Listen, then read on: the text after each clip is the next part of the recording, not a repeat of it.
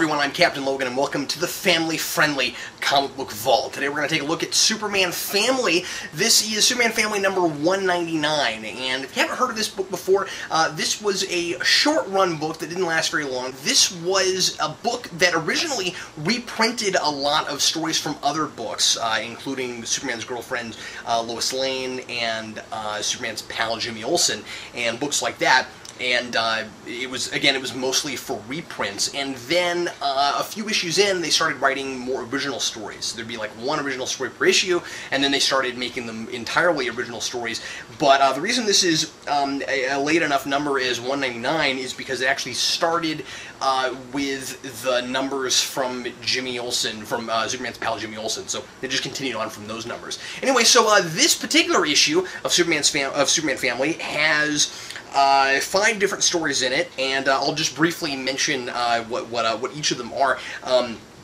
By the way, they're all by different writers and artists, none of whom immediately jumped out at me as people that I recognized, and the writing all seems pretty interchangeable. I wouldn't have been surprised if somebody had told me these were all written by the same person.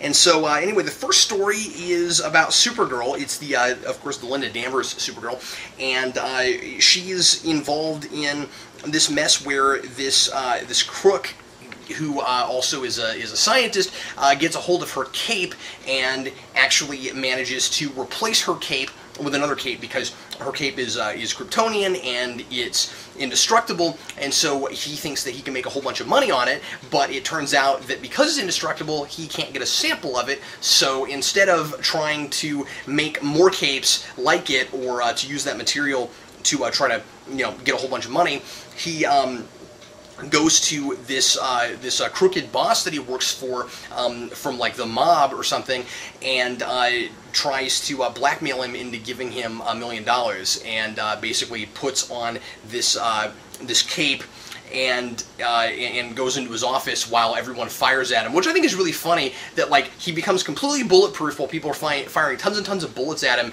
and he doesn't like fall down or anything, because I mean, yeah, the cape's bulletproof, but it's such a thin material, I think that you'd still probably fall down. But anyway, I'm nitpicking kind of a silly comic anyway, and so basically he says, I'll give you this cape for $1 million because I know you have $1 million here in your office, and how can you possibly refuse? And the guy, of course, attempts to refuse, and once he's got the cape, he tries to shoot him, and then Supergirl comes in, and the end. So that's pretty much that story. And then after that, there's another story where about Mr. and Mrs. Superman of Earth, Mr. and Mrs. Superman of Earth 2, where Superman and Lois Lane are actually married, which of course happened in the 90s, but well before that, there were people who wanted to write stories about Superman, or about Clark Kent and Lois Lane actually being married, and so they did it in Earth 2, and it's this silly story about, it's basically your traditional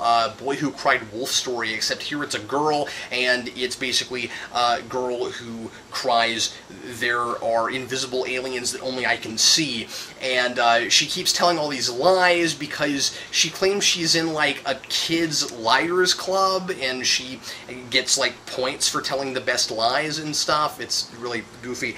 And there's this invisible flying saucer in the lake that's like trapped there and needs help, and only she can communicate with it telepathically for no good reason that we're really given. And then she comes to Lois, and Lois doesn't believe her, and then she actually calls Clark at work, and then Clark decides that he has to believe her because no kid could possibly contemplate or understand what's happening to her, and so he believes her, and then he goes and saves the aliens, and pretty much the end, and she doesn't even really seem to learn the whole Boy Who Cried Wolf lesson because Superman kind of believes her right away, and it's sort of pointless. And then after that, it starts getting kind of less interesting. There's a story where Clark is asked to, he's working at WGBS at this point, and he's he's a reporter on television instead of working for the Daily Planet,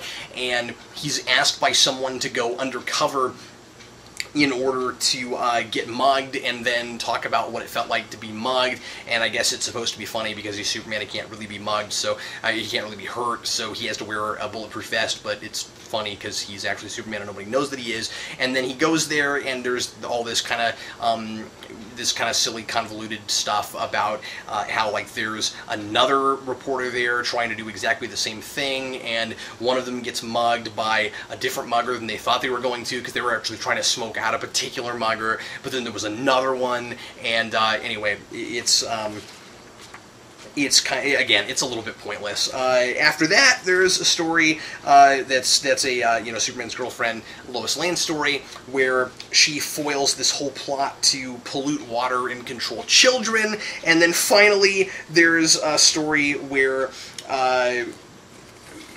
Jimmy Olsen stops this gang from blackmailing a reporter friend of his, who's like this older reporter that he really looks up to, and they blackmail him for this major crime, and he's afraid that his reporter friend actually did this big crime, but it turns out he just got blackmailed.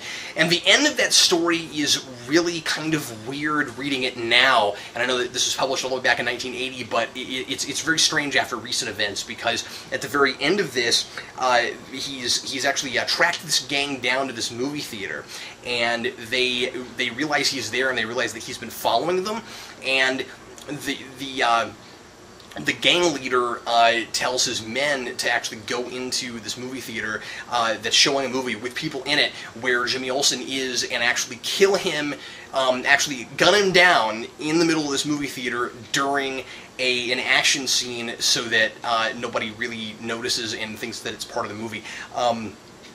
Gave me kind of chills considering recent events. So anyway, that was very strange.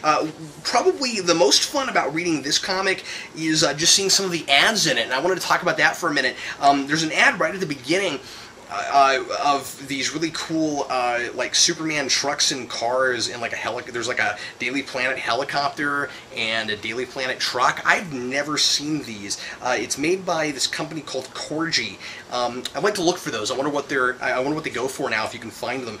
There's a Mego ad for these really weird looking Batman and Superman figures that are these like stretchy, bendy kind of figures with like coils in the middle of them, and I'd never seen those either. And then there's a 2-page ad for all of the first-run Star Wars figures, or not all of them, but a lot of the first-run Star Wars figures, and that's pretty neat. So I don't know. This is one of those. I'm always fascinated by old ads, and this is one of the neatest ones. There's also an ad in here for a Green Lantern, and making a big deal out of Green Lantern's book finally going solo. So it keeps the same numbers, but it was the Green Lantern Green Arrow book, or Green Arrow Green Lantern, I forget who got top billing, and he finally gets the book by himself again, and this ad makes a big deal out of that. So that's kind of fun. And there's even an ad at the end for some monogram models of Battlestar Galactica ships. Oh, and I gotta mention this one too. This is kind of funny. There's one that says you can't beat this Halloween treat, and it's supposed to be all these like really scary books. It's got like House of Mystery, and it's got like weird war tales and secrets of haunted house, and then at the bottom it's got Super Friends. And I mean, like, it's got a skull on the cover, and it's supposed to look kind of scary because it's got Solomon Grundy and Bizarro and stuff. But like, one of these books doesn't go with the others. There's all these like actual legitimate horror comics, and at the bottom it's Super Friends. I don't know, I think that's kind of funny. But anyway, that's all I wanted to mention there with the Superman Family book that I happen to have on hand. If there's anything you'd ever like to see me review sometime down the road, feel free to leave comments and give me suggestions. If I happen to have it on hand, I'll be sure to get it out and review it sometime down the road. I get a lot of requests for really big major story arcs, and I'll get to those eventually, but I'm trying to kind of spread those out, the really big, giant, Batman and Superman arcs and things like that. I'm gonna kind of piece those out and do them every so often, just so that I can kind of spread them out and make sure that the major stuff doesn't happen all in one big fail swoop. But if you have something just laying around that you don't want anymore, or that you're really dying to see me review that maybe I don't have in the vault, you can always send stuff to our P.O. box. You can either send me something to keep, or you can also send me something just to loan out, and I'll be happy to send it back to you. Just make sure I get a personal message first, and we'll arrange something. And you can always send stuff to our P.O. box. That's Geekvolution, P.O. Box 14183, Lenexa, Kansas 66285. I'm Captain Logan, and happy reading.